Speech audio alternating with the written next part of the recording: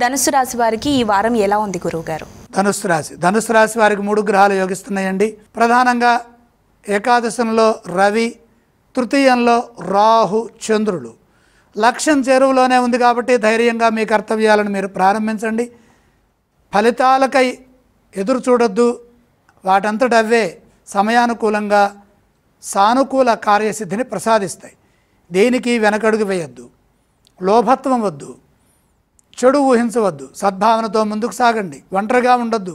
ఆత్మవిశ్వాసంతో నలుగురిని కలుపుకుంటూ పనిచేయడం ద్వారా శుభ ఫలితాలు సిద్ధిస్తాయి. ఉద్యోగంలో కలిసి వస్తుంది. ఉన్నతమైన ఫలితాలు ఉద్యోగంలో ఉంటాయి. అభివృద్ధికి అవకాశం ఉన్నది. ఆదరించే వారి సంఖ్య పెరుగుతుంది. మంచి పేరు ప్రతిష్టలు సంపాదిస్తారు. పరిస్థితులకు తగ్గట్టుగా పనిచేయడం ద్వారా వ్యాపారంలో ఎదురయ్యే సమస్యల నుండి బయటపడతారు. మేలు చేసేవారు ఉన్నారు. ఇంట్లో వారి సూచనలు తప్పనిసరిగా తీసుకోండి. దగ్గర వారితో విభేదాలు రాకుండా శాంతంగా సంభాషించండి. ఆర్థిక విషయాల్లో జాగ్రత్తగా ఉండండి. రుణ సమస్యలకు అవకాశం కల్పించకండి. పనిలో శ్రద్ధ వహించండి. కార్యసిద్ధికై అవసరమైన కార్యసాధన చేయాలి. ధర్మబద్ధంగా చిత్తశుద్ధితో లక్ష్యాల వైపు అడుగులు వేస్తే సమిష్టి కృషి ఫలిస్తుంది.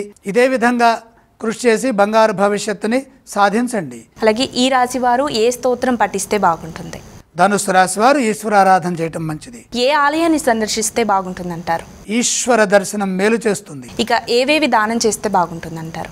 అష్టమ గురు సంచారం కొనసాగుతోంది కాబట్టి శనగలు గురువారం నాడు కొద్దిగా గురుగ్రహం దగ్గర ఉంచి నమస్కారం చేయండి.